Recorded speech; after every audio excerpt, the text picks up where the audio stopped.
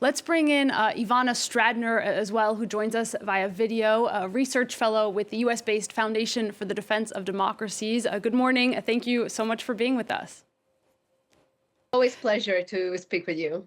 We were just hearing from James, his analysis, from James Andre, that he believes this summit was essentially a disaster. What are your initial reactions? I would not call it a disaster. I actually didn't have any expectations about this summit, so it actually met my own expectations because whoever believes that Putin is going to stop this war anytime soon is sorely mistaken. And I think there are lots of nuances that we need to discuss.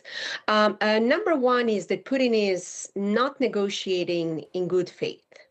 So he's a former KGB agent, even though the second-rate KGB agent, who understands how his opponents think. And he arrived to today's meeting with very clear objectives. Number one, to push for his propaganda related to World War II, to try to lure people in Washington believing that that partnership, tapping into history from World War II, is going to remain intact.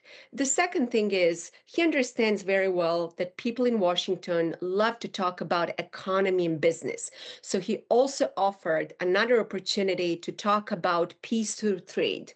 However, let's also look at what President Trump discussed, and what where this is going. I think Trump has been trying to talk nicely to Putin for months, and we saw that it didn't work because every time we would talk to Putin, there will be another catastrophic attack on Ukraine. However, I do believe that President Trump is finally seeing through Putin's games, and Putin wanted to have this meeting. Trump offered this meeting. So now ball is in Putin's court. And I'm quite certain that that Vladimir Putin is not going to follow through on his promises.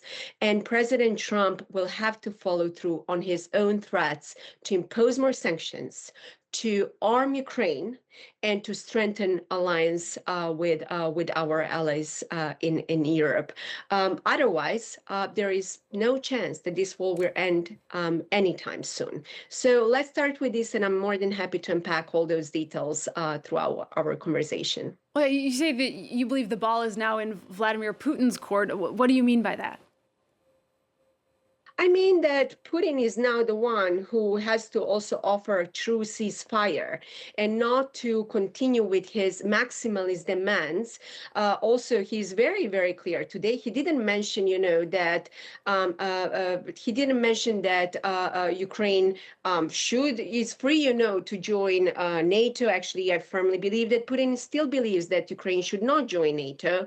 I'm also very concerned that Putin will seek another maximalist demands related to territory swap, which Zelensky is going to reject, as he should. And this is Putin's game to basically blame Zelensky. So I'm quite certain that Washington will actually really see through all those games, and will be in a situation where we have a plan B. We do have a plan B when it comes to sanctions. And make no mistake, Russian center of gravity is economy, and not only economy but also energy. And I'm quite certain that President Trump will follow through on his threat to impose more secondary sanctions and other sanctions on Russia. So one thing that we also have to understand that, and this is what worries me a little bit. Today, yes, certainly you had a red carpet. You also had like a bombers. So there was that also showing strength through power. But I'm just concerned, that Washington might eventually fall into that trap, that peace through trade might work. So that's, one puzzle that I'm struggling with.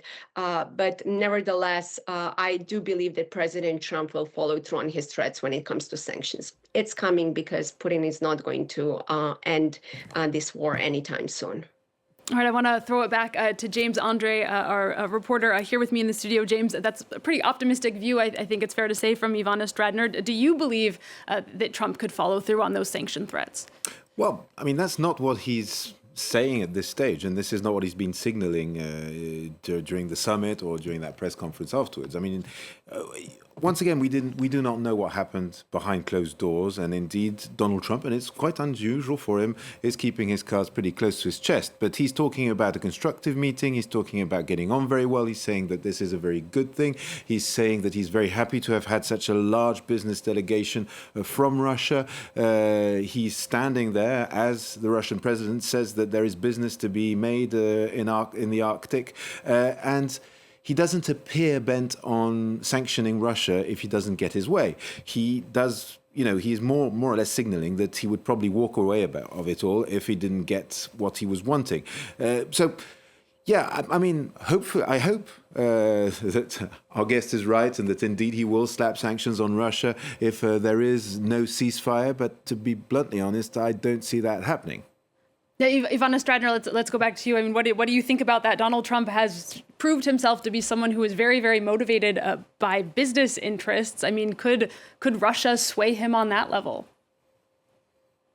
So two things. Number one, President Trump is certainly saying a lot of things, and he is, what I like to say, sometimes polluting the information space with conflicting messages, which is also something that Putin doesn't like, because President Trump is indeed an unpredictable leader, which makes Putin quite nervous. When it comes to business, as I mentioned, that is a typical Russian intelligence games. They understand how their opponents think. Here in the US, we love to talk about cooperation. We love to talk about business. We like to talk about rational win-win strategy. Putin is thinking in zero-sum terms, which is culturally very different. And with all due respect, the world does not revolve around Washington or Brussels or London. Having said that, we have to understand those cultural nuances. And that's precisely what Putin understands, and why he actually brought his business advisors and his business partners to try to persuade Washington that peace through trade matters. I have to admit, peace through trade never, ever worked, and it will not work this time either. So I don't believe, that President Trump is so naive to follow through on those games. I think in the coming weeks we are going to see. But, diplomacy is truly all about delivering different messages, and it's all about words. The only thing that I care about are actually facts. And I do believe that we should wait several more weeks to see where this is going to go. Yeah, we certainly didn't get very many new facts out of this summit. How do you see things progressing in the coming weeks? What's going to happen next? So I do believe as of as of today, every time when we had a discussion with Putin or his team, he would actually reciprocate by actually attacking even more Ukraine. And I'm quite certain that he's going to make this mistake again. Trump already, put a lot at stakes here in the U.S., so he will have to follow through on his threats. As I said, unlike your other guest, I'm more optimistic about sanctions, and I do believe that that's one of the most powerful weapons that we have so far against Russia. And the second thing is, let's call a spade, even though a lot of people in the West love to, say how President Trump has abandoned Ukraine.